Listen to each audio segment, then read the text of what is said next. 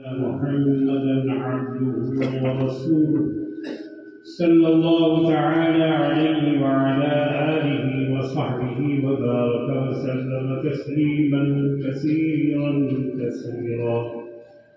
أما بعد فأعوذ بالله من الشيطان الرجيم بسم الله الرحمن الرحيم إن هذا القرآن يهدي للتي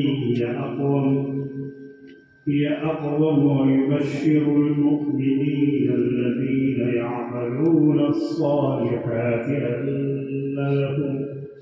أن لهم أجرا كبيرا صدق الله العظيم. برادران اسلام، اسٹیج پر رونق افروز حضرات علماء کرام، حفاظ و قراء، میرے سامنے دائیں بائیں بیٹھے ہوئے ہمارے بزرگان ملت، نوجوانان اسلام، عزیز بچوں اور میری ماں اور بہنوں اور میرے برادران وطن،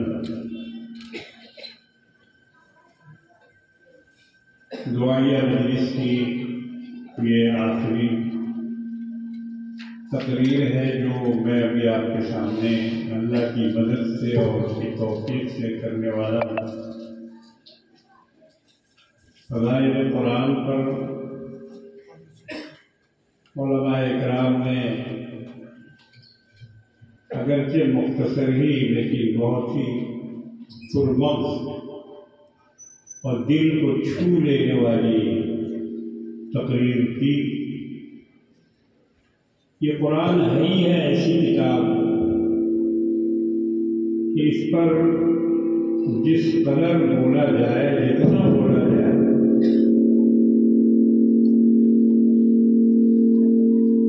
کم ہے۔ اور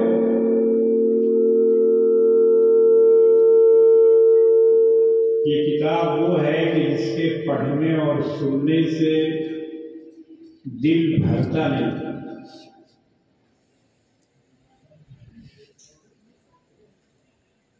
بہت اچھے اچھے گانے نکلتے ہیں اور اس کو لوگ خوب گاتے ہیں، جو گانا ہیٹ ہو جائے اس کو بولتے ہیں کہ یہ ہیٹ ہو گیا تو چلتا ہے۔ رکشہ والا بھی گا رہا ہے، ٹھیلا والا بھی گا رہا ہے، مٹیا مزدور بھی گا رہا ہے، چلتے پھرتے گا رہے ہیں لوگ، وہ گانا ہٹ ہے۔ مگر تھوڑے دن کے بعد وہ ہٹ جو ہے ختم ہو جاتا ہے۔ اب وہ ہٹ نہیں ہوگا بلکہ پٹ ہوگا۔ کوئی اگر کہیں شروع بھی کرے گا تو کیا پرانا دوسرا کوئی نیا گانا پیش کر، یہ تو بہت گھس پٹ گیا۔ یہ میں اس لیے کہہ رہا ہوں کہ اس قرآن کو نازل ہوئے 1400 برس سے زیادہ ہو گئے، مگر یہ کتاب پرانی نہیں ہوئی، یہ گھسی نہیں، یہ پٹی نہیں۔ اس میں آج بھی مزہ ہے، آج بھی درد ہے۔ جتنی مرتبہ ابھی آپ نے کئی دفعہ سورہ فاتحہ سنا تو کوئی بوریت ہوئی آپ کو؟ کوئی بوریت نہیں، بلکہ جب سن رہے ہیں تب مزہ آ رہا ہے، تب اچھا معلوم ہو رہا ہے۔ اور صرف ہم ہی کو نہیں، آپ کو بھی نہیں، بلکہ اور بہت سارے لوگ قرآن سن کر محظوظ ہوتے ہیں۔ مولانا ذوالفقار صاحب رشیا گئے تھے، انہوں نے اپنے سفرنامے میں لکھا ہے کہ جو لوگ قرآن نہیں سمجھتے ایک حرف، مگر وہ قرآن سن کے مسلمان ہوئے، انہوں نے کہا کہ ہم اسلام قبول کریں۔ قاری عبدالصمد عبدالباسط، انٹرنیشنل قاری مصر، جمال عبد الناصر جب رشیا گئے تھے تو قاری صاحب کو اپنے ساتھ لے کے گئے تھے عبدالباسط، اور ماسکو میں قاری عبدالصمد صاحب نے تلاوت کی تھی ایک بڑے ہال میں پروگرام. تو روسی عربی نہیں جانتے، ان کی زبان رشین ہے، لیکن رشین لوگ عبدالصمد صاحب، عبدالباسط صاحب کی قرأت سن کر زار و قطار رو رہے تھے. یہ دیکھیے قرآن کا اعجاز. جو نہ زبان جانتے ہیں نہ یہ جانتے ہیں کہ کیا پڑھ رہے ہیں، نہ معنی سمجھ رہے ہیں نہ مطلب سمجھ رہے ہیں، مگر قاری عبدالباسط نے اس طرح ایسی تلاوت کی کہ زار و قطار لوگ رو رہے تھے. کہ یہ وہ کتاب ہے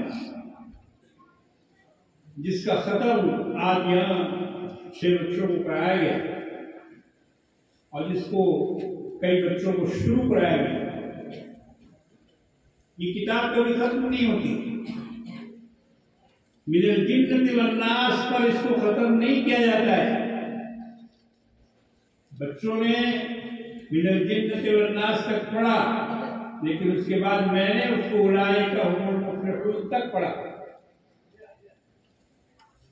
اب ختم ہوا.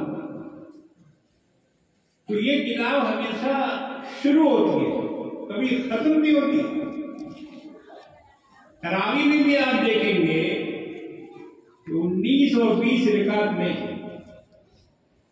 19ویں رکعت میں قل اعوذ برب الفلق قل اعوذ برب الناس پڑھی جاتی ہے، اور 20ویں رکعت میں پھر الف لام میم پڑھتا ہے حافظ اولئک هم المفلحون پر رکوع کرتا ہے. تو یہ اس کے آداب میں سے کہ اس کو ختم کر کے چھوڑو نہ، بلکہ پھر سے شروع کرو.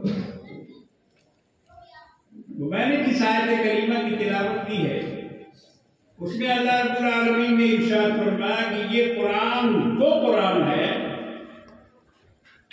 جو بالکل سیدھی راہ کی ہدایت دیتا ہے. یا اقوم ان ھذا القرآن یہدی للتی ہی اقوم.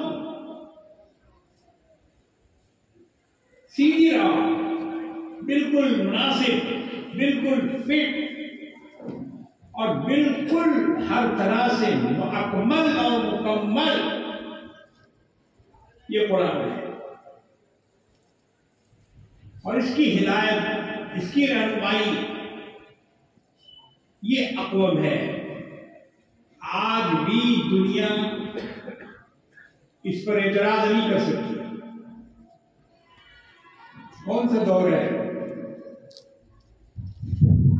علم کا دور ہے، ٹیکنالوجی کا دور ہے، انفارمیشن ٹیکنالوجی کا دور ہے. لیکن اس کے باوجود قرآن پر آج تک کوئی انگلی نہیں رکھ سکا کہ اس کی یہ آیت غلط ہے، اس کی یہ آیت غلط ہے. مگر اور دیگر کتابوں میں یہ گنجائش ہے، یہ گنجائش ہے کہ اس میں غلطی نکالی جا سکتی ہے. اس کی کہی ہوئی باتیں ثابت نہیں ہوئی. ایک انگریز نے اسٹڈی کیا قرآن کا بھی، بائبل کا بھی اور بھی کتابوں.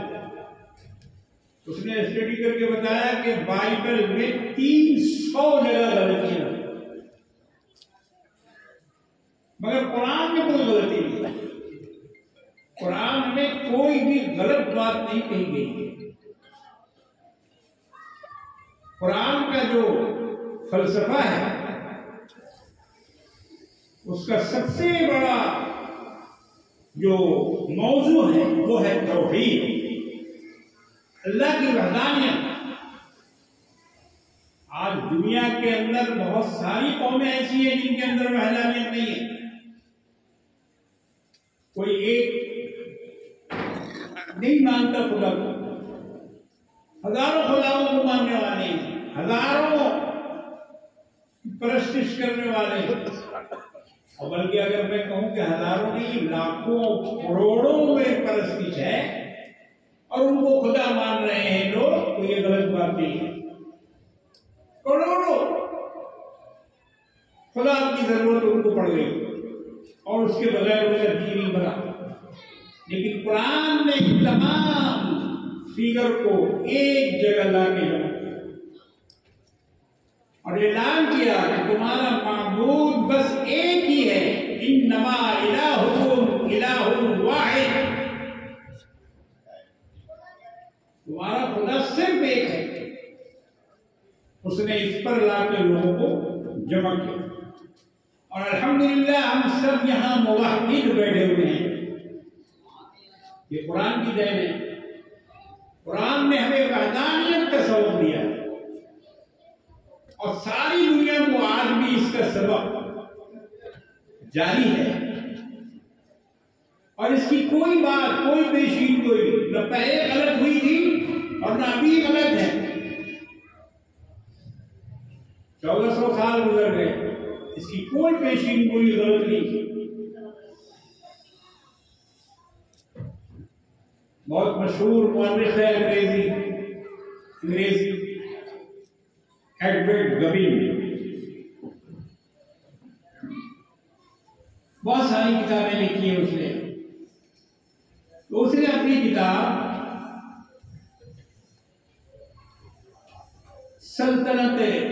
زوال سلطنت روما، decline of Roman state empire, اس میں اس نے لکھا ہے کہ جس زمانے میں ایران اور روم کی جنگ ہو رہی تھی تو قرآن نے یہ پیشین گوئی کی تھی کہ روم جیتے گا اور ایران ہارے گا۔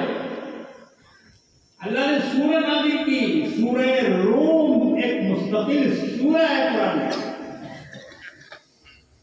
یہ روم وہی ہے رومن امپائر، تو اللہ نے اس سورہ کا نام رکھ دیا سورہ روم۔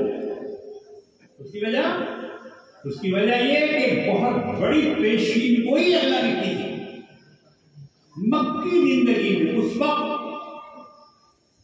آقا نامدار جناب محمد رسول اللہ صلی اللہ تعالی علیہ وسلم کا دین پھیلا نہیں تھا، مختصر تھے اسلام قبول کرنے والے،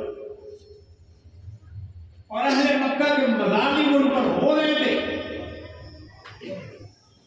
تو جب ایران اور روم میں لڑائی ہوئی تو ایران بہت مضبوط تھا، فوجی اعتبار سے، مالی اعتبار سے، طاقت کے اعتبار سے۔ روم والے بیچارے بہت کمزور تھے، ان کے پاس قوت تھی، نہ ان کے پاس دولت تھی، نہ ان کے پاس فوجی طاقت تھی،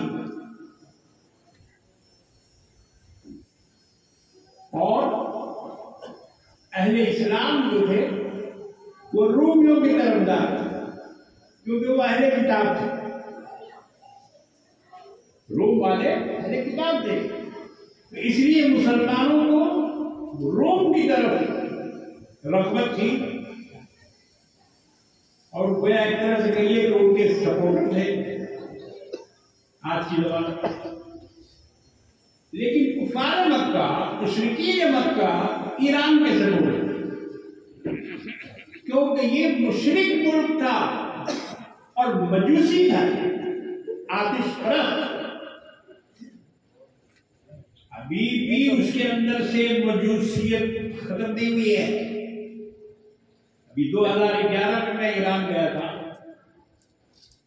12 دن کا سفر تھا میرا، اور کئی ایک بڑے بڑے شہروں میں جانا ہوا، تو میں نے دیکھا کہ ان کی وہ جو مجوسیت اندر میں ہے نا وہ بھی ہے، موجود ہے، اور اس کی بڑی وجہ کیا ہے؟ ابو لولو فیروز سیدنا عمر فاروق رضی اللہ تعالی عنہ کا قاتل جس نے ان کو شہید کیا وہ مجوسی تھا، لیکن آج بھی ایران میں، مشہد میں، تہران میں، رے میں اور کئی بڑے شہروں میں ہم نے دیکھا کہ دکانوں میں بورڈ لگا ہوا ہے ابو Lulu Feroz and since,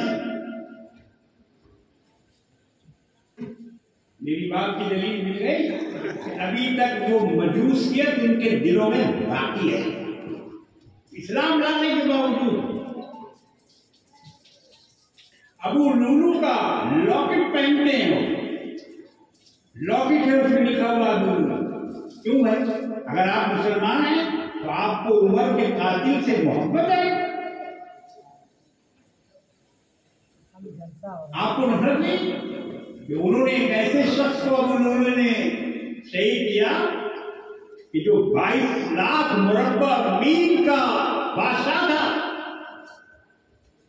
22 lakh مربع میل پر حکومت تھی سیدنا عمر فاروق رضی اللہ تعالیٰ، اور ایران کے فاتح تھے، ایران کو انہوں نے ہی فتح کیا تھا اپنے زمانے میں۔ تو اس لیے کفار مکہ ابو لولو، یہ ابو لولو کا معاملہ ختم ہو گیا، مجوسیت ان کے اندر باقی ہے۔ تو مسلمان روم کی طرفداری کرتے تھے اور مشرکین ایران کی طرفداری کرتے۔ جب دونوں میں جنگ ہوئی، اللہ نے پیشین گوئی فرمائی قرآن میں، بسم اللہ الرحمن الرحیم، الف لام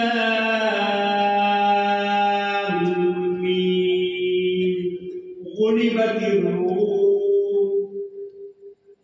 اللہ نے فرمایا کہ روم مغلوب ہو گیا۔ اس وقت کفار خوشی منا رہے تھے کہ دیکھو تم لوگ جن کو مانتے ہو اور جن کی طرفداری کرتے ہو، ہماری قوم نے ان کو شکست دے دی۔ اللہ نے فرمایا کہ شکست نہیں دی ہے، صرف چند سالوں کی بات، فی ادنی الارض من بعد سیغلبون، تھوڑے دنوں کا معاملہ ہے اور پھر یہ روم غالب آئے گا ایران میں۔ مسلمان مایوس ہو گئے تھے ایران کے جیتنے پر، اور اللہ نے فرمایا کہ یہ غالب آئے گا۔ اب ایڈورڈ گوین کی بات سنی، میں نے اسی کے بارے میں بتایا، اس نے یہ واقعہ اپنی کتاب میں لکھا کہ محمد رسول اللہ صلی اللہ علیہ وسلم کی یہ پیشین گوئی کہ روم کی فتح ہوگی اور ایران کی شکست ہوگی، یہ اتنا بڑا معجزہ ہے کہ آپ کو پیغمبر ماننے کے لیے کافی ہے۔ نے کہا کہ یہ معجزہ ہے جناب محمد رسول اللہ صلی اللہ علیہ وسلم کا کہ اس وقت کوئی بھی ایسی شکل نہیں تھی کہ روم جیتا اور ایران کی شکست ہوتی، کچھ نہیں تھا روم کے پاس، کچھ نہیں تھا، بالکل فقیر تھا وہ ملک، ہر اعتبار سے کمزور تھا وہ ملک، لیکن قرآن نے پیشین گوئی کی اور محمد رسول اللہ صلی اللہ علیہ وسلم کی زبان سے یہ آیتیں نازل ہوئی اور آپ نے لوگوں کو یہ آیتیں سنائی کہ روم جیتے گا اور روم کی فتح ہوگی۔ ایڈورڈ گوین کہتا ہے کہ نہ محمد روم گئے، نہ ان کے سفارتی تعلقات تھے، نہ انہوں نے جا کے ان کے حالات کو دیکھا تھا، کچھ بھی نہیں، لیکن انہوں نے پیشین گوئی کی کہ روم جو ہے فاتح ہوگا اور ایران کی شکست ہوگا۔ اس نے کہا کہ یہی ایک بات کافی ہے محمد رسول اللہ پر ایمان لانے کی،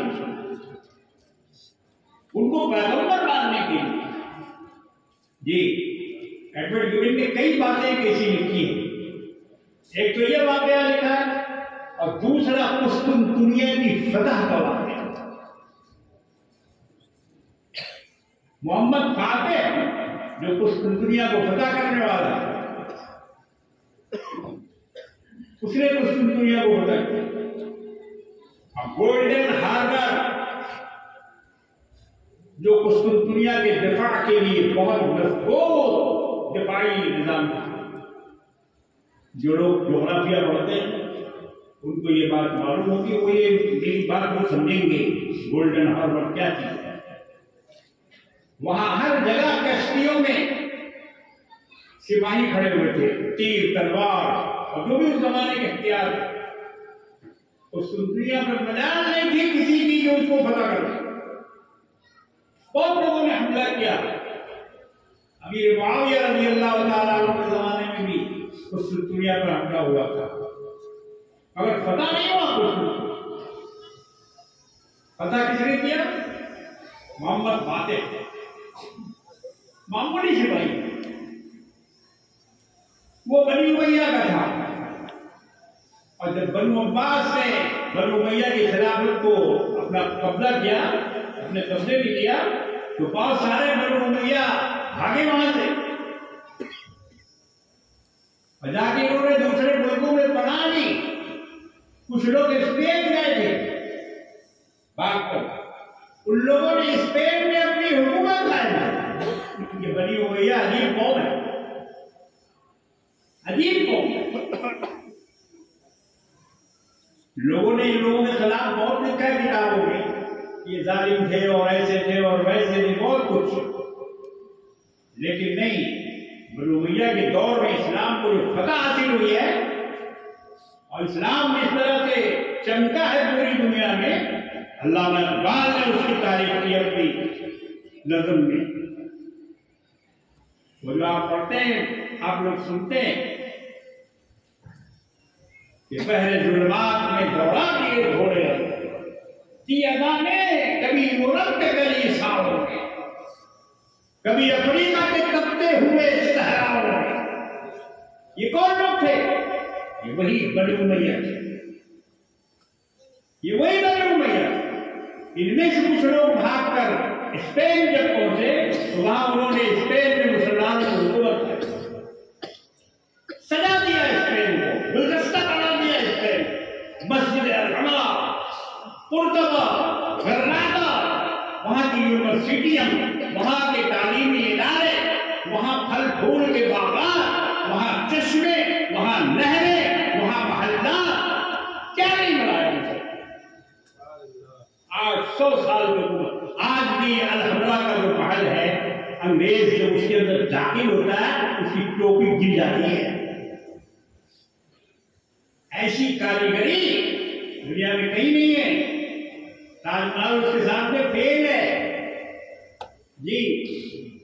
وہ جو الحمرا بنایا، اور بھی بڑے بڑے عجائب، اس کا بیان کا وقت نہیں ہے، ان لوگوں نے وہاں قائم کیے۔ ان میں کا ایک تھا محمد فاتح، جس نے قسطنطنیہ کو فتح کیا۔ ایڈورڈ گیبل نے فاتح کا بھی تذکرہ کیا ہے اپنی کتاب میں، decline and fall of Roman empire, تاریخ زوال سلطنت روما۔ اس نے محمد فاتح کا بھی ذکر کیا ہے کہ محمد فاتح نے قسطنطنیہ کو کیسے فتح کیا، کیسے فتح کیا جی۔ جہازوں کو پہاڑوں پر چلایا، سن رہے ہیں؟ میں صحیح بول رہا ہوں، میں صحیح بول رہا ہوں۔ پانی کا جو جہاز پانی میں چلتا ہے، محمد فاتح نے ان جہازوں کو جنگلوں میں، صحراؤں میں، پہاڑوں کے اوپر سے اتارا اور مزدوروں کو لگا کر ان جہازوں کو گھسیٹوایا، اور بیلوں کی، جانوروں کی چربی لگائی گئی زمین پر اس کو سلپ کرنے کے لیے، اور اس طرح سے اپنے اس بحری بیڑے کو زمین پر چلا کر، پہاڑوں سے گزار کر، جنگلوں سے نکال کر، اور لے جا کے کہاں؟ گولڈن ہاربر میں لے جا گیا،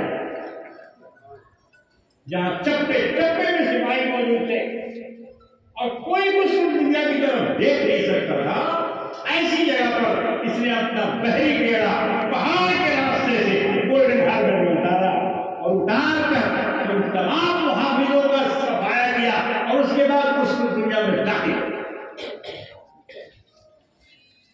ہوا، اور اس نے قسطنطنیہ کو فتح کر دیا۔ ایڈورڈ گیبل نے کیا لکھا ہے کہ قسطنطنیہ کا اس طرح سے فتح ہونا، ارے یہ محمد فاتح کی فتح نہیں ہے، بلکہ یہ جناب محمد رسول اللہ صلی اللہ علیہ وسلم کا معجزہ ہے، اور ان کے معجزے سے محمد فاتح نے قسطنطنیہ کو فتح کیا۔ یہ کس کی شہادت ہے؟ ایڈورڈ گیبل کی شہادت۔ یہ قرآن وہ قرآن ہے میرے بھائی اور بزرگوں اور دوستوں، غالب کتاب ہے، غالب۔ اس کتاب کو اللہ نے فرمایا لا یاتی الباطل من بین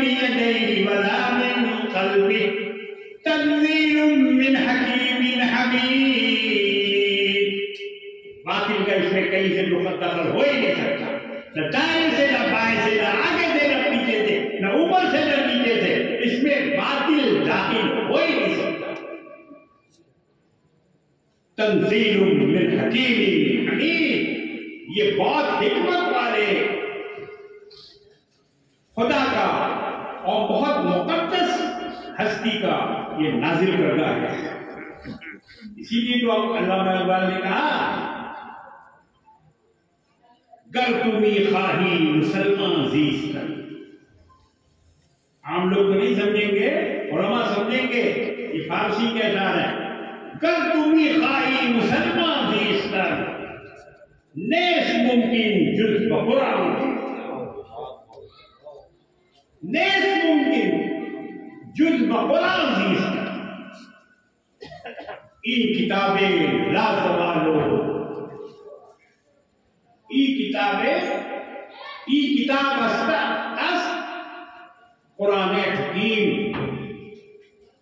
علامہ کہتے ہیں کہ یہ کتاب جو ہے قرآن حکیم ہے، حکمت لا زوال قدیم، اس کی حکمت جو ہے وہ لا زوال ہے اور بہت قدیم ہے یہ کتاب، مضبوط ہے یہ کتاب۔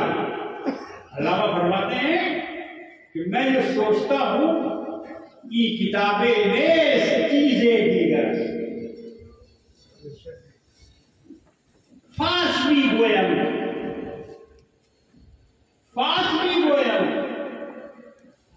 تو در دل مزمرس، این کتابیں نیس چیزیں دیگر چو بجان در رفت جا دیگر شبر۔ علامہ کہتے ہیں کہ یہ قرآن جب سینے میں داخل ہو جاتا ہے، اگر یہ قرآن کسی کے اندر سما جاتا ہے تو کیا ہوتا ہے؟ جہاں تو دیگر شد جہاں دیگر شد، چوں بجاؤں در وقت جا دیگر شد۔ اس کے بعد جب جہاں دیگر ہو گئی، جہاں تو دیگر شد جہاں دیگر شد، جب جان کے اندر یہ داخل ہو جاتا ہے تو جہان بدل جاتا ہے، دنیا بدل جاتی ہے۔ سیدنا عمر فاروق رضی اللہ تعالیٰ عنہ جا رہے ہیں قتل کرنے کے لیے، آپ لوگوں نے ہزاروں بار سنا ہوگا، لیکن ہوا کیا؟ بہن قرآن پڑھ رہی ہے، تلاوت کی آواز اندر سے آ رہی ہے، دروازہ توڑا، کھولنے کے لیے کہا مگر نہیں کھولا، توڑ کے اندر گھس گئے۔ کیا کر رہے تم لوگ؟ قرآن پڑھ رہے۔ اس وقت مسلمان نہیں ہوئے تھے اور جا رہے تھے رسول اللہ کو شہید کرنے کے لیے۔ لوگوں نے کہا کہ کہاں جا رہے ہو؟ پہلے اپنے گھر کے خبر لو، باہر پہنوئی کی خبر لو۔ یہ لوگ مسلمان ہو چکے، جا کے بہن کو پیٹنا شروع کیا۔ بہنوئی جو تھے وہ چارپائی کے اندر چھپ گئے تھے۔ حضرت سعید بن زید رضی اللہ تعالیٰ چارپائی میں چھپ گئے، مگر بہن سامنے تھی۔ بہن تو بہرحال عمر کی بہن تھی نا، عمر کی بہن تھی۔ کہا کہ لے جو کرنا ہو کر لے، مگر جو ایمان دل میں داخل ہو چکا ہے وہ اب نکلنے والا نہیں ہے۔ ذرا غصہ ٹھنڈا ہوا تو ذرا مجھے دکھاؤ کیا پڑھ رہی تھی۔ کہا کہ تو ناپاک ہے، پہلے جا کے غسل کر، پاک ہو کیا۔ سیدنا عمر فاروق رضی اللہ تعالیٰ عنہ مکہ کے گنے چنے 12-15 آدمیوں میں سے تھے جو لکھنا پڑھنا جانتے تھے۔ پورے مکے میں 10-12 آدمی تھے جو لکھنا پڑھنا جانتے تھے، ان میں سے ایک حضرت عمر رضی اللہ تعالیٰ کہا کہ لاؤ ہمیں دے پڑھنے کے لیے۔ کیا تو پڑھ رہی تھی؟ غسل کرایا، چمڑے حرم کی جھلی پر سورہ مریم کی ابتدائی آیات اس پر لکھی گئی۔ حضرت عمر نے پڑھنا شروع کیا، بسم اللہ الرحمن الرحیم، طٰہٰ مَا أَنزَلْنَا عَلَيْكَ الْقُرْآنَ لِتَشْقَىٰ۔ اے طٰہٰ، ہمارے حضور کا ایک نام ہے طٰہٰ، طٰہٰ یاسین۔ اے طٰہٰ مَا أَنزَلْنَا عَلَيْكَ الْقُرْآنَ لِتَشْقَىٰ، یہ قرآن ہم نے آپ کے اوپر اتنی مصیبت اٹھانے کے لیے نازل نہیں کیا۔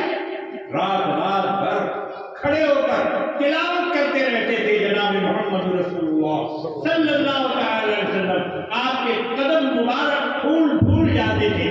ورم آ جاتا تھا اور جب ورم آیا تو اللہ کو بھی رحم آیا. اس لیے قرآن اتارا تھا اس نے کہا طه ما انزلنا عليك القرآن لتشقى. مشقت نہ اٹھائیے اے میرے محبوب, اس لیے ہم نے آپ پر یہ قرآن نہیں نازل کیا کہ آپ اتنی تکلیف اٹھائیں. الا تذکرۃ لمن یخشی, یہ تو ایک تذکرہ ہے ڈرنے والوں کے لیے, ایک ذکر کی کتاب ہے. پڑھتے پڑھتے پڑھتے سیدنا عمر فاروق رضی اللہ تعالیٰ عنہ آگے بڑھے.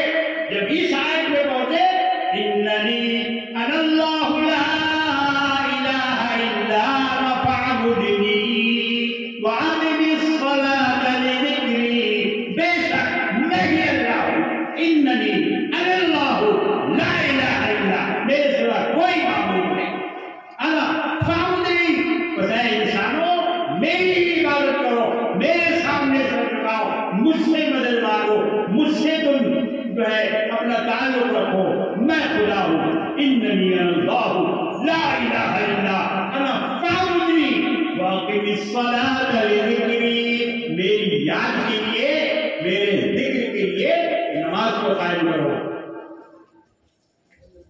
یہ آیتیں وہ ہیں جس نے عمر کے دل کو چھید دیا, چھید کر دیا عمر کے دل, اور فوراً کے کھڑے ہوئے لے چلو مجھے, کہاں ہے جناب محمد رسول اللہ صلی اللہ تعالی علیہ وسلم. جی تلوار ویسے ہی لٹکی ہوئی ہے. کہاں لوگوں نے کہ دار ارقم میں موجود ہیں, وہاں چھپے ہوئے ہیں.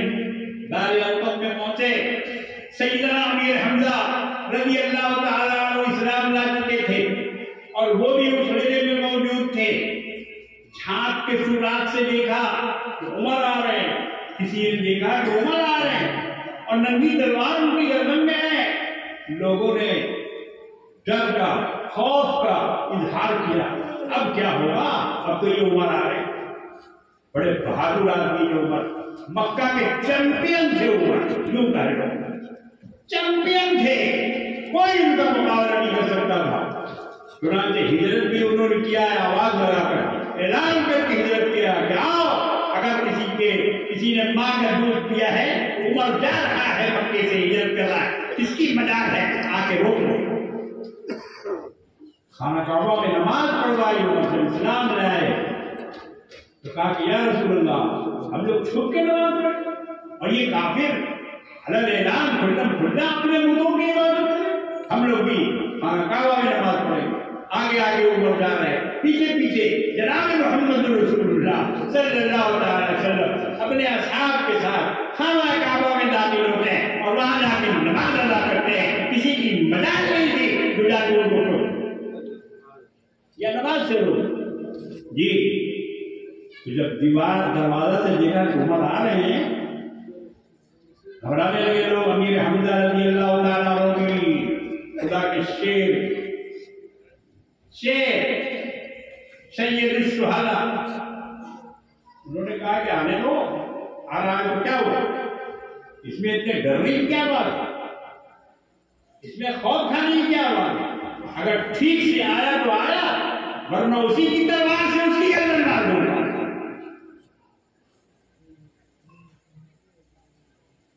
دروازہ کھولا گیا.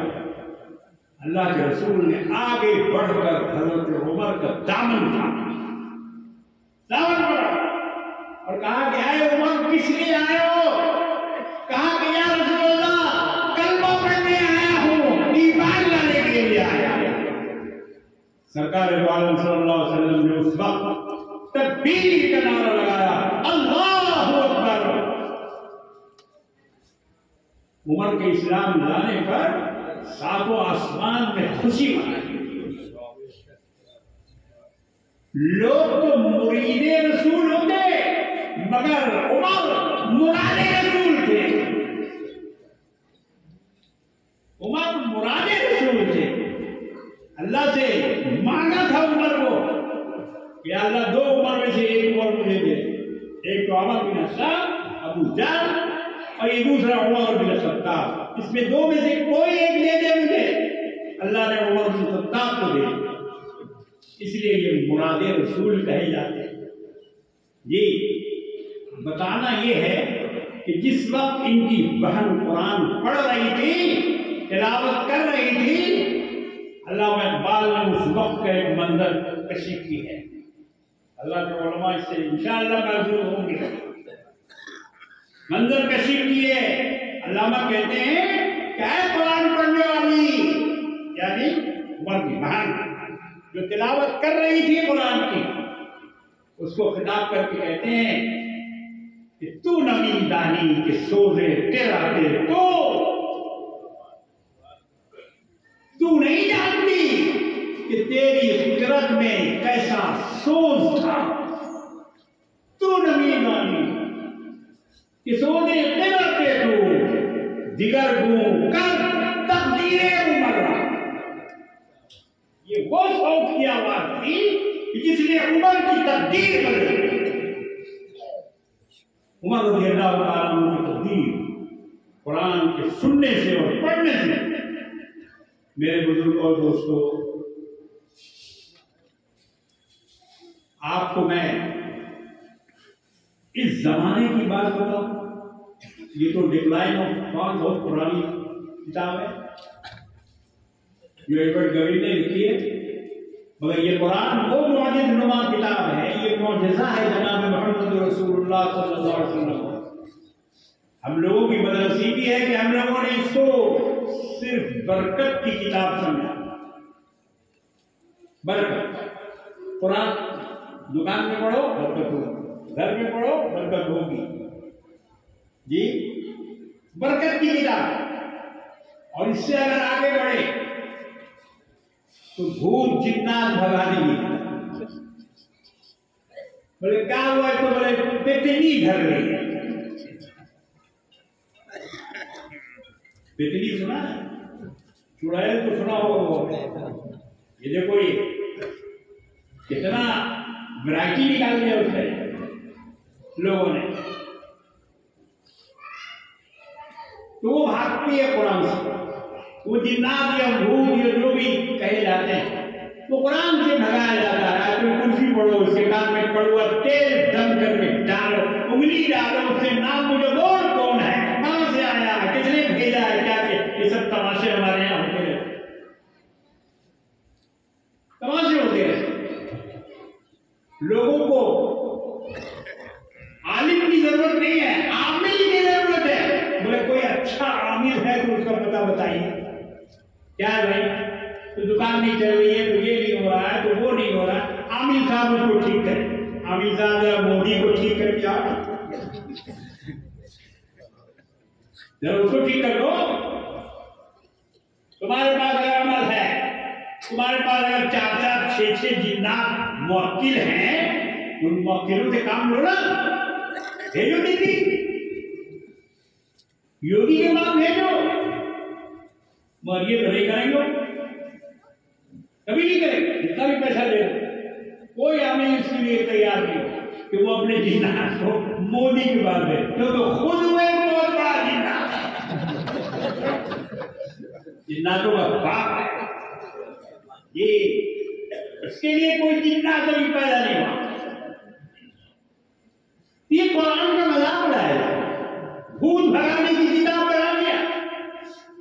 مسلمانوں کی بدنصیبی ہے، اتنی عظیم شان کتاب کو صرف منتر اور جادو کی کتاب بنا دیا، قرآن خوانی کی کتاب بنا دیا، مردوں کو جنت میں ڈھکیلنے کا بنا دیا۔ اس کو جاؤ پڑھ لو، نانا جنت میں چلا جائے گا، دادا جنت میں چلا جائے گا، یہ ڈھکیلو ان لوگوں کو۔ یہ قرآن اس لیے نہیں اترا میرے بھائی، برکت تو ہے، برکت کا میں انکار نہیں کر رہا، لیکن اس لیے یہ لازم نہیں ہوا کہ آپ صرف اس سے برکت حاصل، اس سے ہدایت حاصل کی۔ برکت تو ہے ہی ہے، مگر اصل چیز جو قرآن کی ہے وہ ہے اس کی ہدایت،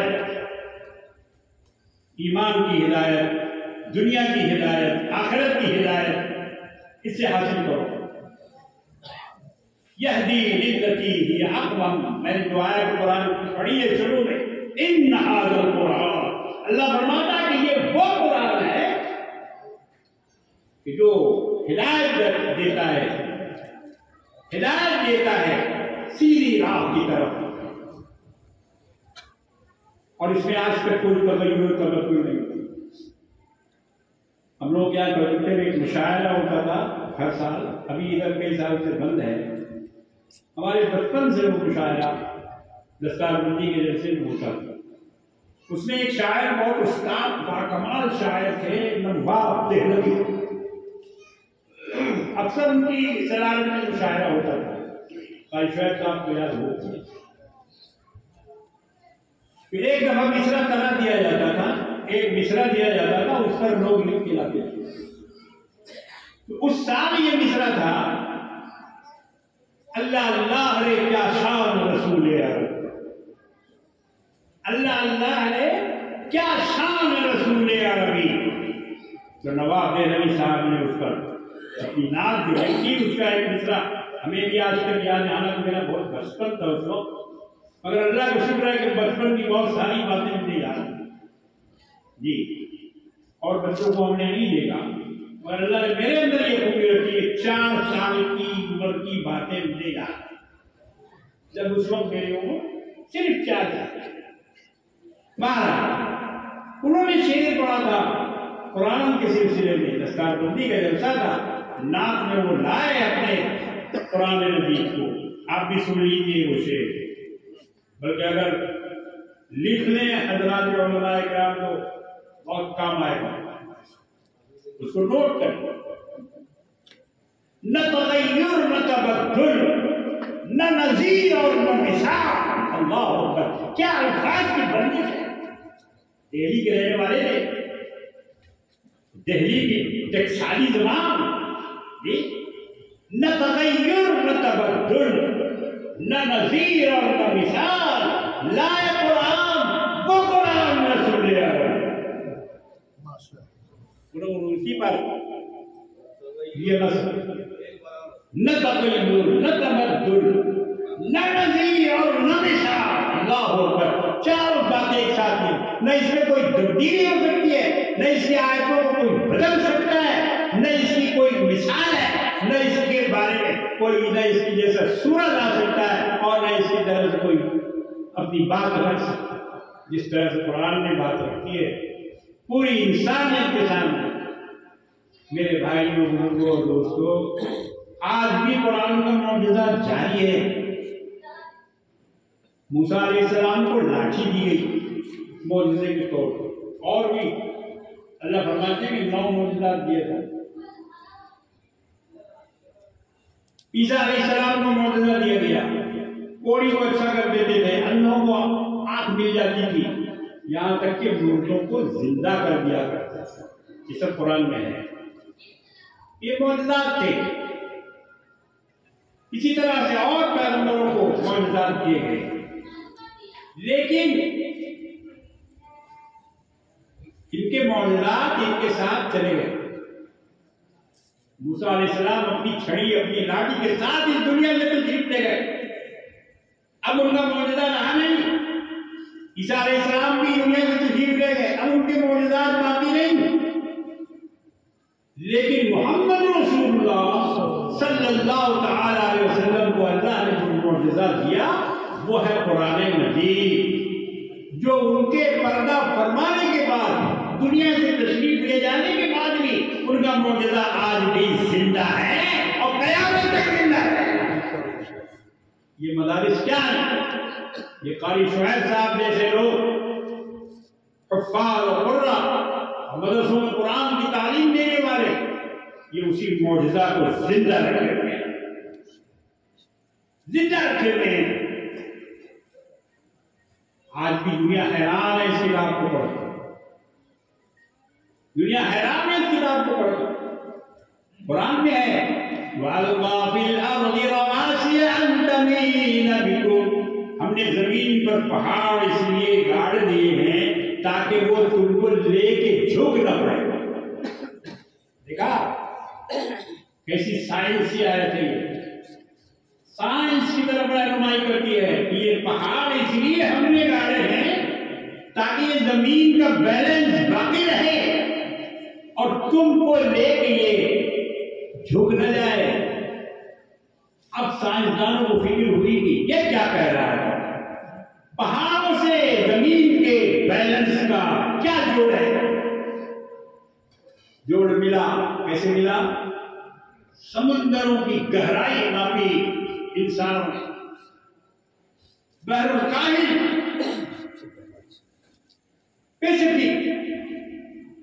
پیسفک اوشین، بحر الکاہل، پرشانت ساگر، اس میں جب ناپا گیا اس کی گہرائی کتنی ہے؟ سب سے گہرا سمندر میں 5 سمندر ہیں دنیا، 7 تو 7 سمندر کی گہرائی سب سے زیادہ بحر الکاہل میں ہے۔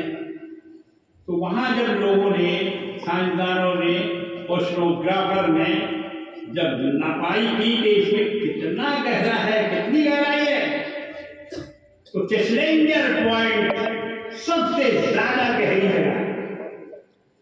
چیسلنجر پوائنٹ،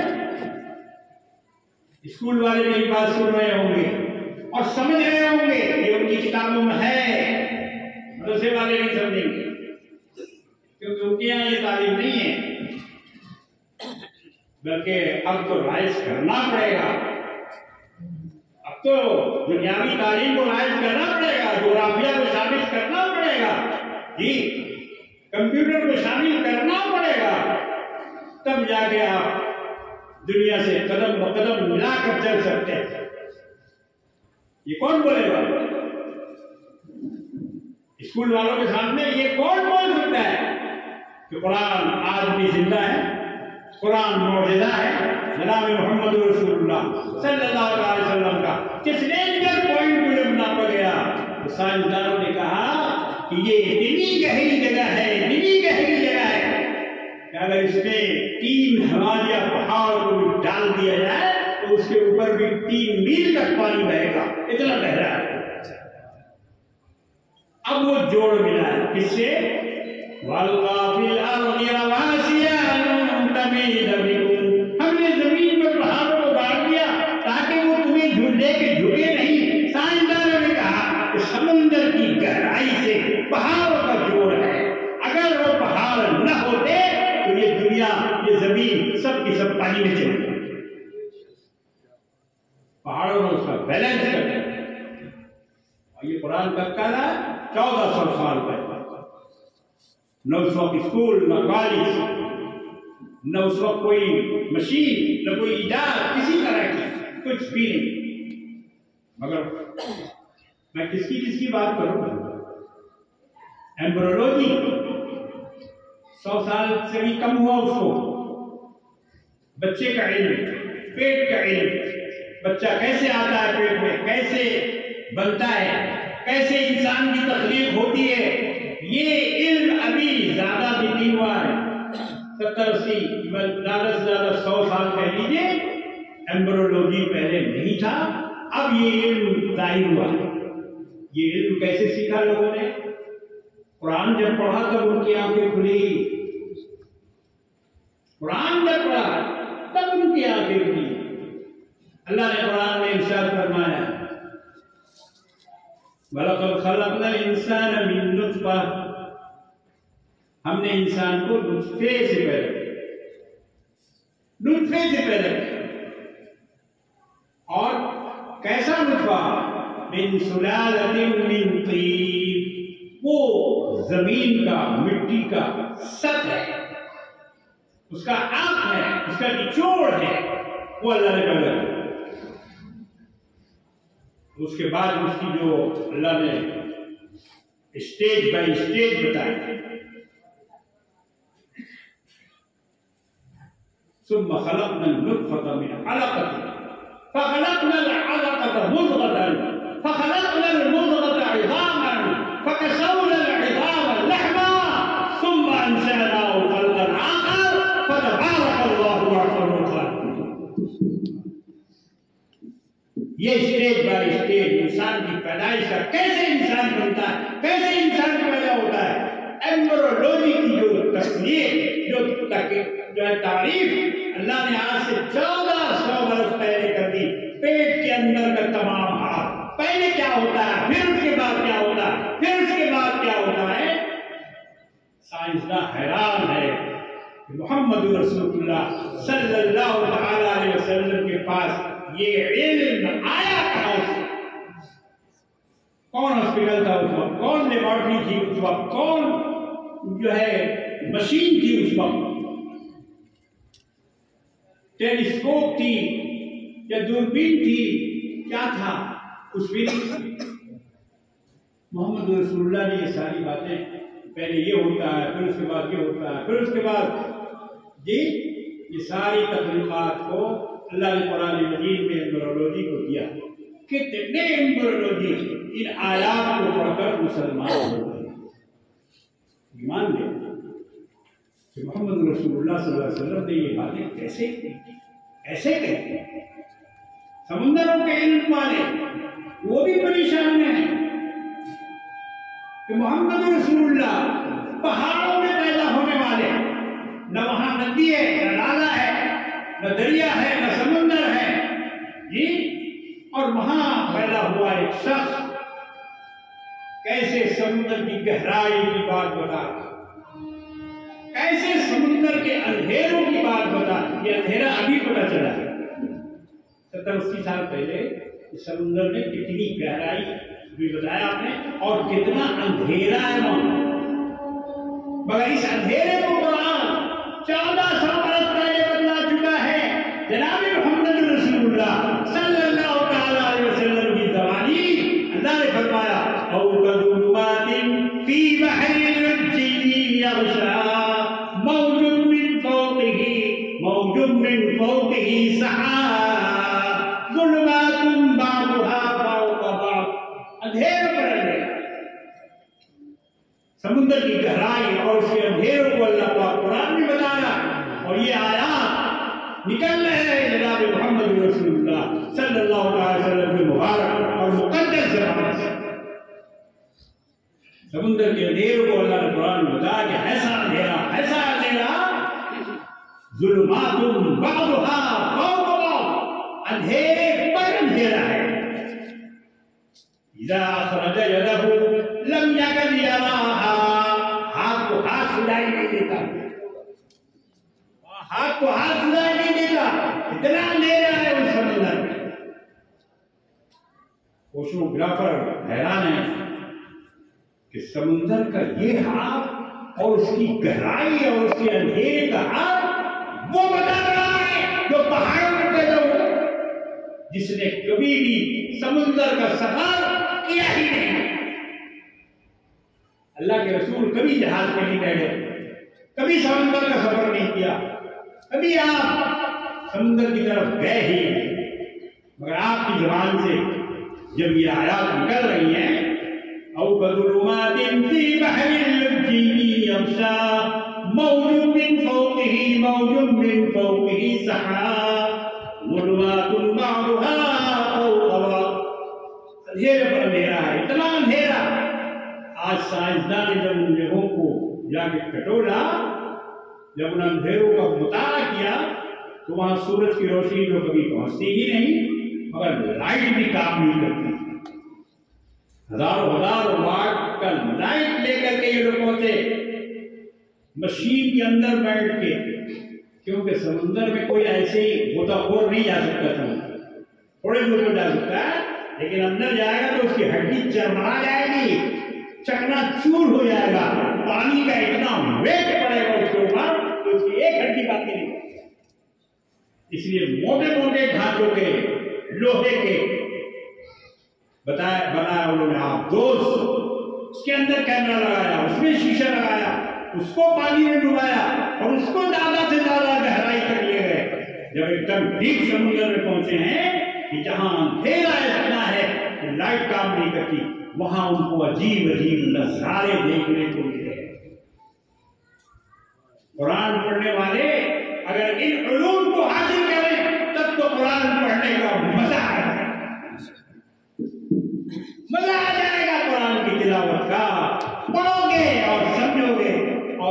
کے بعد ایمان لاؤ گے اللہ پر، میرے رب نے سچ کہا، میرے رب نے سچ کہا، جو کچھ کہا سب سچ ہے، جو کچھ کہا سب صحیح ہے، اور جو کچھ اللہ نے اس میں لکھا ہے اور اللہ نے اتارا ہے اس سے بڑھ کر اور کوئی سچ نہیں ہے۔ تب اس وقت یقین میں اضافہ ہوگا، ایمان میں اضافہ ہوگا۔ اگر ان معانی کو، اگر ان حالات کو جو قرآن نے بیان کیے ہیں، اگر ان کو پڑھو اور سمجھو۔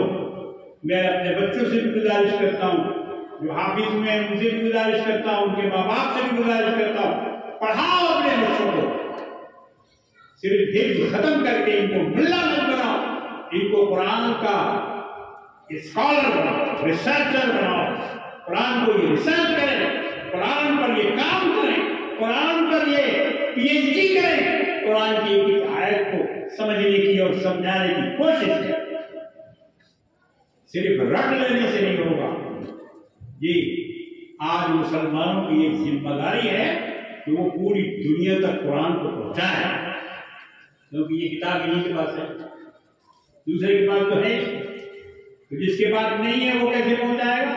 جس کے پاس ہے اس کی ذمہ داری ہے پہنچانے، اور جاؤ دنیا والوں کے سامنے اس کتاب کو، اس کے معانی کو، اس کے مطالب کو، اس کی پیشین گوئیوں کو، اور اس میں جو کچھ علوم اللہ نے نازل فرمائے ہیں ان علوم کو بھی پیش کرو کہ یہ صرف نماز روزہ حج زکات کی کتاب نہیں ہے، بلکہ اس میں دین بھی ہے، دنیا بھی ہے، سائنس بھی ہے، تاریخ بھی ہے، جغرافیہ بھی ہے، سارے علوم اللہ نے اس کے اندر جمع کیے، خزانہ ہے علوم، اور جو کچھ کہا ہے قرآن نے وہ سب سچ اور سب صحیح، آج تک اس کو کوئی غلط نہیں قرار دے سکا۔ جی میرے بزرگوں اور دوستوں، میں نے یہ چند مثالیں آپ کے ابھی اور بہت ساری مثالیں ہیں، بیٹھے سنتے رہو گے، رات گزر جائے گی لیکن بات نہیں ختم ہوگی۔ یہ کتاب ہی ایسی ہے، یہ کتاب ہی ایسی ہے، یہ کبھی ختم نہیں ہوتی۔ ابھی ہم نے تھوڑی دیر پہلے کہا تو اس کے معانی اور مطالب بھی کبھی ختم نہیں ہوتے، نکلتی رہتی ہے باتیں، ہزاروں تفسیریں لوگوں نے لکھی ہے، یہ سینکڑوں کتابیں، قرآن پر جتنا لکھا گیا ہے کسی کتاب پر اتنا نہیں لکھا، سب کتاب قرآنی ہو گئی، سب کتابیں ختم ہو گئی، اگر یہ کتاب زندہ ہے، اس کو کتاب زندہ کہتے ہیں، یہ کتاب زندہ ہو پائندہ اصل، علامہ اقبال کہتے ہیں کہ یہ کتاب زندہ ہے اور پائندہ ہے، یہ کتاب مرنے والی نہیں ہے۔ میرے بزرگوں اور دوستوں، جن بچوں نے قرآن کا حفظ کیا ہے یا جو بھی حافظ قرآن ہمارے ارد گرد بیٹھے ہوئے ہیں، میں ان سے یہ کہتا ہوں کہ آپ اپنے آپ کو ہلکا نہ سمجھیں، آپ اپنے آپ کو کمزور نہ سمجھیں، آپ افسوس نہ کریں کہ ہائے ہم اسکول میں نہیں گئے، ہم یونیورسٹی میں نہیں گئے، ہم نے یہ نہیں پڑھا، وہ نہیں پڑھا۔ ارے قرآن پڑھا تو سمجھو کہ سب کچھ پڑھ لیا، مان لو اس کو، سب کچھ پڑھ لیا، اس کے آگے کچھ پڑھنے کی ضرورت ہی نہیں ہے، لیکن یہ ہے کہ اس کو سمجھنے کی کوشش کریں قرآن کیا کہہ رہا ہے، امام صاحب سورہ کیا پڑھ رہے ہیں، اس کو سمجھنے کی کوشش کریں، جب سمجھو گے تو مزہ آ جائے۔ نیت باندھ کے مسلم پڑھتا ہے کیا؟ الحمدللہ رب العالمین، تمام تعریفیں اللہ رب العالمین کے لیے ہے جو پالنے والا ہے سارے جہانوں کا، سنبھالنے والا ہے سارے جہانوں کا۔ کتنے جہان ہیں، کتنی دنیایں ہیں معلوم ہے؟ حیوانات کی دنیا، جمادات کی دنیا، پرندوں کی دنیا، چرندوں کی دنیا، کیڑوں کی دنیا، مکوڑوں کی دنیا، آسمان کی دنیا، کہکشاؤں کی دنیا، خلاؤں کی دنیا، ستاروں کی دنیا، سیاروں کی دنیا، کتنی دنیا کا نام لیں ہم۔ اللہ فرماتا ہے ان تمام دنیاؤں کو، سمندر کی دنیا الگ ہے اور پانی کی دنیا الگ ہے، زمین کے اندر کی دنیا الگ ہے، آسمانوں کی دنیا الگ ہے، سات آسمان کی دنیا الگ ہے، سدرۃ المنتہا کی دنیا الگ ہے، کتنی دنیایں ہیں۔ اللہ فرماتے ہیں کہ ان تمام دنیا کا پالنے والا، سنبھالنے والا الحمدللہ رب العالمین، جب یہ معلوم کر کے رب العالمین پڑھو گے تو دل جھوم اٹھے گا۔ اللہ کتنے رب ہے، کتنے عالم کا یہ رب ہے جس کے سامنے ہم ہاتھ باندھے کھڑے، جس کی ہم تعریف بیان کر رہے ہیں۔ یہ سارے جہانوں کا پروردگار ہے، اور کتنے جہان ہیں اس دنیا میں کسی کو معلوم نہیں۔ لوگ کہتے ہیں پرانے ہمارے 18,000 مخلوقات، جی نہیں، 18,000 مخلوقات اس وقت آدمی گن نہیں سکا تھا۔ لاکھوں لاکھ مخلوقات ہیں جن میں سے سائنسداں بتاتے ہیں کہ آدمی صرف 4 آنا دیکھ پایا ہے، 12 آنا ابھی دیکھنا باقی ہے، 12 آنا دیکھنا باقی ہے، صرف 54 دیکھ پایا ہے جی۔ اور یہ اپنے علم پر فخر کرتا، ناز کرتا، اس کو یہ بھی نہیں معلوم کہ اس کو کس نے پیدا کیا۔ گوگل سے پوچھو، گوگل سے پوچھو کہ یہ آدمی کہاں سے آیا، اس کو کون اس دنیا میں بھیجا، اور گوگل سے یہ بھی پوچھو کہ مرنے کے بعد یہ کہاں جاتا ہے، بتاؤ۔ انفارمیشن ٹیکنالوجی کی دنیا میں بھی آج کے انسان کو یہ معلوم نہیں ہے کہ آدمی آیا کہاں سے، اس کی پہلی دید کس نے رکھی، کون تھا وہ، کون سائنسداں تھا، کون ڈاکٹر تھا، کون فلسفی تھا جس نے انسان کی بنیاد رکھی، جس نے انسان کو شروع کیا۔ نہ گوگل بتا سکتا، نہ گوگل کا باپ بتا سکتا، نہیں بتا سکتا۔ آج کا انسان جس کو مذہب سے دلچسپی نہیں ہے، جس نے قرآن نہیں پڑھا، جس نے دین کا علم حاصل نہیں کیا، وہ نہیں بتا سکتا ہے، وہ نہیں بتا سکتا ہے۔ کسی کو فانی بھلائی ہوئی نے کہا کہ سنی حکایت ہستی تو درمیان سے سنی، کیا کہا؟ سنی حکایت ہستی تو درمیان سے سنی، نہ ابتدا کی خبر ہے نہ انتہا معلوم۔ اس کی مثال ایسی ہے کہ جیسے ایک آدمی سڑک پہ جا رہا ہے، اس کو روکے، بھائی سنیے سنیے، کیا آپ کہاں سے آئے ہیں؟ مجھے معلوم نہیں، معلوم، اچھا بھائی کہاں سے آ رہے ہیں یہ معلوم نہیں ہے، لیکن یہ تو بتائیے کہ کہاں جا رہے ہیں، تو بولتا ہے یہ بھی معلوم۔ آج کے دور کا انسان یہی، نہ اس کو آنے کی خبر ہے نہ اس کو جانے کی خبر ہے۔ یہ خبر کون دے گا؟ یہ خبر قرآن دیتا ہے، یہ خبر قرآن دیتا ہے۔ تم کو اللہ نے پیدا کیا ہے، یا ایھا الناس اعبدوا ربکم الذی خلقکم والذین من قبلکم لعلکم تتقون۔ اے انسانوں، اے منش، اے آدم کی اولاد، اے آدم کی سنتان، تم کو ہم نے پیدا کیا ہے، اس لیے ہماری عبادت کرو۔ تم کو بھی، تمہارے باپ داداؤں کو بھی ہم نے پیدا کیا۔ کوئی سورج سے نہیں پیدا ہوا، کوئی پاؤں سے نہیں پیدا ہوا، کوئی جوڑے سے نہیں پیدا ہوا، کوئی پیٹ سے نہیں پیدا ہوا، کوئی کسی کا اور کسی کی اولاد نہیں ہے، سارے کے سارے انسان ہیں، آدم کی اولاد ہیں۔ آدم ان کے وارث اول ہیں، آدم کی تخلیق ہے، اور آدمی سے یہ آدمی بنے، یہ صرف قرآن ہی بتایا۔ میرے بزرگوں اور دوستوں، بات ذرا لمبی ہو گئی، مگر یہ ہدایت کی باتیں ہیں جو قرآن سے ملتی ہیں۔ اب آپ کی سمجھ میں آیا میلاد شریف میں کیا پڑھایا جا رہا ہے؟ مدرسہ میں حافظ شعیب صاحب کیا پڑھا رہے، مقصود صاحب کیا پڑھا رہے؟ اب آیا سمجھ میں، ارے یہ پورے دین اور دنیا کا خلاصہ پڑھا ہے۔ یہ حافظ بنا رہے ہیں، اللہ کے رسول کے معجزے کو دنیا میں پھیلا رہے ہیں۔ یہ الگ بات ہے کہ لوگوں نے قرآن سے منہ موڑ لیا ہے، اس کی تلاوت سے منہ موڑ لیا ہے۔ ہماری ماں بہنیں اس کی تلاوت چھوڑ چکی ہے۔ پہلے ہم لوگ فجر کی نماز پڑھ کے راستے میں نکلتے تھے، تمام گھروں سے قرآن پڑھنے کی آواز آتی۔ جو پرانے بزرگ بیٹھے ہوئے ہیں وہ اس کو اچھی طرح سمجھیں گے۔ اب تو سب دور ختم ہو گیا، اب تو دے موبائل لے موبائل، موبائل کے علاوہ اور کچھ جانتا ہی نہیں، نہ وظیفہ کرتا ہے، نہ تسبیح پڑھتا ہے، نہ ذکر کرتا ہے اور نہ تلاوت کرتا ہے، اور خالی موبائل موبائل موبائل۔ آدمی اسی میں غرق ہے۔ ایک شیطان نے ایک چیز دے دی ہے، بچوں کے ہاتھ میں بھی موبائل ہے، عورتوں کے ہاتھ میں بھی موبائل ہے، جس کو دیکھو گھمانا۔ اگرچہ اس کو علم کے لیے بھی حاصل کیا جاتا ہے۔ میں نے جو موبائل خریدا ہے میں نے پڑھنے کے لیے خریدا، کم سے کم اس میں 150 سے 200 کتابیں، 50 تفسیریں، جن کو وقتاً فوقتاً میں پڑھتا رہتا ہوں، دیکھتا رہتا ہوں، اور بہت ساری کتابیں اس کے اندر ہیں جی۔ تو آدمی اس کو فائدے کے لیے بھی لے سکتا ہے، مگر جھوٹ موٹ کا اس میں جو ہنسنے والا پروگرام، ہنسانے والا پروگرام، گندا پروگرام، بدماشی والا پروگرام، اور طرح طرح کی جو اس طرح سے ویڈیوز اس میں آتے رہتے، آدمی اسی میں مشغول ہے۔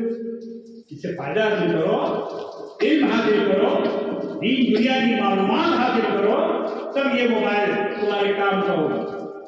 تو میں یہ عرض کر رہا تھا، قاری فیض صاحب یہ اپنی شاخوں کے ساتھ جو خدمات انجام دے رہا ہے قرآن کی، یہ معمولی نہیں ہے۔ الحمدللہ مجھے اکثر جگہوں پر بڑے بڑے اجتماعات میں بلایا جاتا ہے، بلاتے ہیں لوگ کہ بھائی ان کو بلاؤ، وہاں عیسائی بیٹھا ہوا ہے، پادری بیٹھا ہوا ہے، جوگی بیٹھا ہوا ہے، بدھسٹ بیٹھا ہوا ہے، ہر مذہب کے لوگ وہاں موجود ہیں، مگر الحمدللہ میں ان تمام مذاہب والوں کے سامنے اسلام کی حقانیت کو بتاتا ہوں۔ بعض دفعہ ہمارے کچھ غیر مسلم لوگوں نے مجھ سے اعتراض بھی کیا کہ قاری صاحب آپ اپنی تقریر میں صرف اسلام کو سب سے اونچا بتاتے ہیں۔ تو ہم نے اس سے کہا کہ بھیا چیمپئن کو چیمپئن نہیں بولو گے تو کیا بولو؟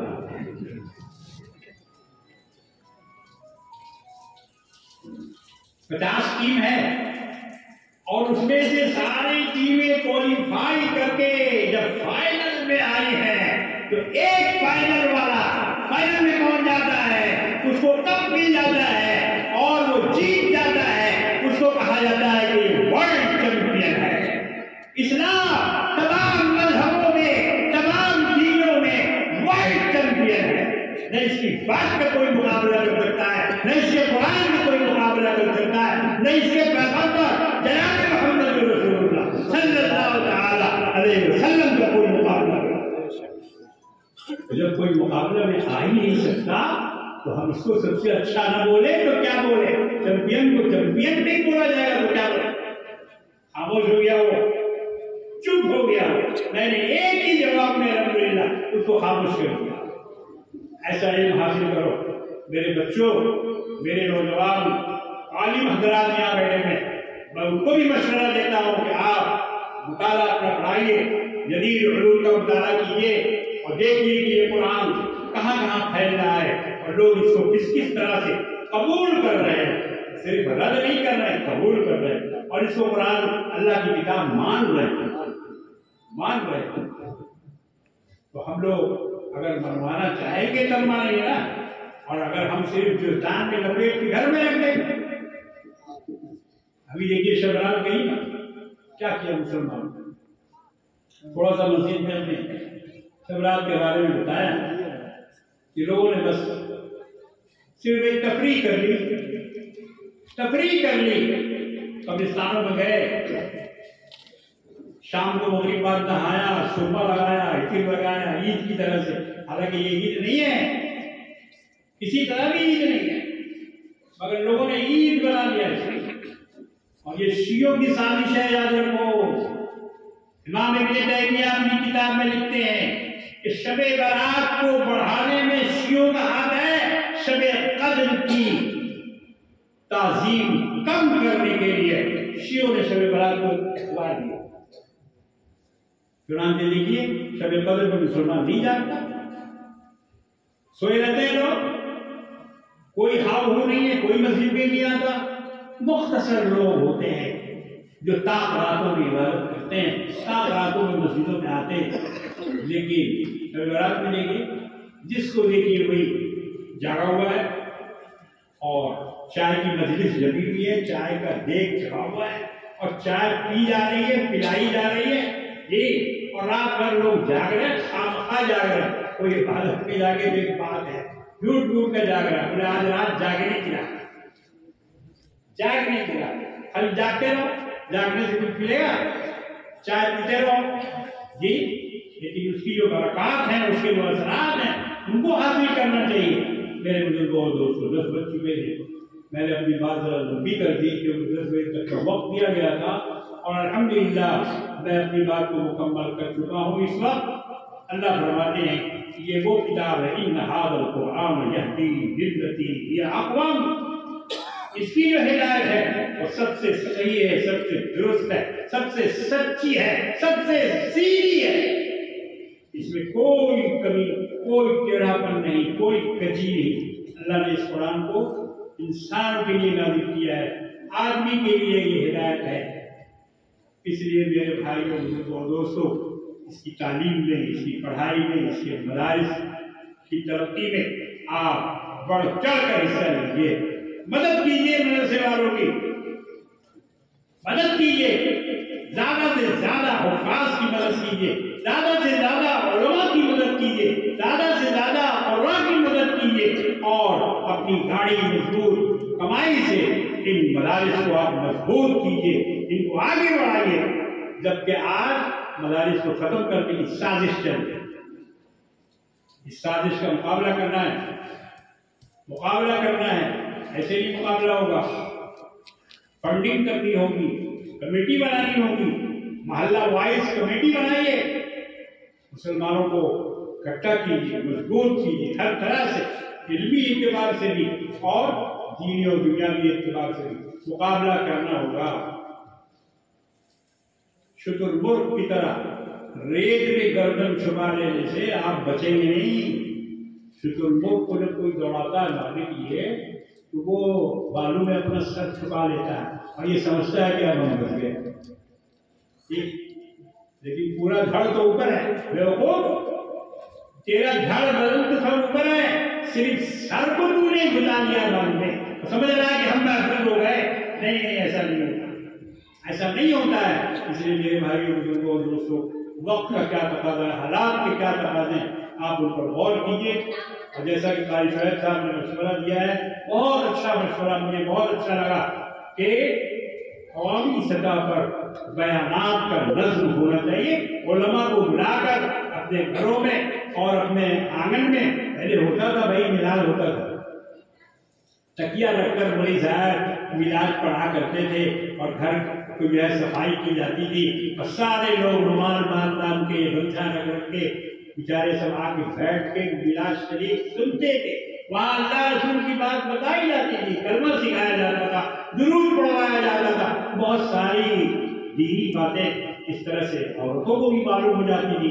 میں نے بھی اپنے سسرال کے گھروں میں بہت میلاد پڑھا ایک زمانے میں، ہر گھر میں میلاد وہاں ہوتا تھا، اور الحمدللہ آج وہاں سے بدعت کا صفایا ہو گیا۔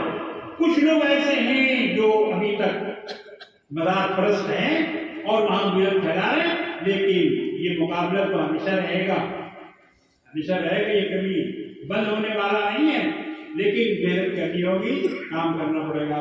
اللہ تبارک و تعالیٰ سے ہم اخیر میں دعا کریں گے۔ آپ حضرات سے بھی میں یہ اپیل کرتا ہوں، دارالقرآن مدرسہ احمدیہ کو دیکھیے، اس کو سنبھالیے، اس کو مضبوط کیجیے، اور بھی جہاں جہاں مدارس چل رہے ہیں، قرآن کے ادارے چل رہے ہیں، قرآن پڑھا جا رہا ہے، پڑھایا جا رہا ہے، غنیمت سمجھیے کہ آج یہ علماء ان خدمات کو انجام دے رہے ہیں، تو دین کو آپ تک پہنچا رہے ہیں اور آپ کے بچوں کو دیندار بنا رہے ہیں۔ آئیے ہم سب مل کر دعا کریں۔ الحمدللہ رب العالمین، والعاقبۃ للمتقین، والصلاۃ والسلام علی رسول الکریم وعلی آلہ واصحابہ اجمعین۔ الہ العالمین، رب العالمین، ارحم الراحمین، اپنے فضل و کرم کے صدقے یا اللہ ہم گنہگاروں کے جملہ گناہ صغیرہ و کبیرہ عمدن اور سہوا کو بخش دے، معاف فرما۔ اے اللہ ہم بہت سیاہ کار ہیں، گناہگار ہیں، جفاکار ہیں، اے اللہ ہماری خطاؤں کو معاف فرما، اے اللہ ہمارے گناہوں کو بخش دے، اے اللہ ہم سب پر اپنا رحم و کرم فرما، اے اللہ ہمیں ایمان عطا فرما، ایمان کی حلاوت ہمیں نصیب فرما، اے پروردگار عالم ہم سب کو اسلام والا، دین والا، قرآن والا مسلمان بنا دے، اے رب العالمین ہماری ماں بہنوں میں دین کا شوق پیدا فرما دے، نمازوں کا شوق پیدا فرما دے، اگر ہماری ماں بہنیں نمازی ہو جائیں گی تو ان کی گود میں بچے جو پلیں گے وہ بھی نمازی بنیں گے، وہ بھی دیندار بنیں گے، اے رب العالمین اپنی رحمت کے صدقے و بغیر ہم سب کو دین پر چلنا آسان فرما دے، اے اللہ بیماروں کو شفا عطا فرما، اے اللہ بے روزگاروں کو روزی عطا فرما، اے اللہ قرض داروں کے قرضوں کو چکا، بے اولادوں کو صالح اولاد عطا فرما، اے اللہ جو کمزور ہیں انہیں طاقت عطا فرما، جو طاقتور ہیں انہیں اور مضبوطی عطا فرما، پروردگار عالم مسلمانان عالم کی مدد فرما، خصوصی طور پر ہندوستان کے ایمان والوں کو یا اللہ ان کی جان کو، مال کو، عزت کو، آبرو کو اپنی حفاظت کے رکھ، پروردگار ظالموں کا منہ توڑ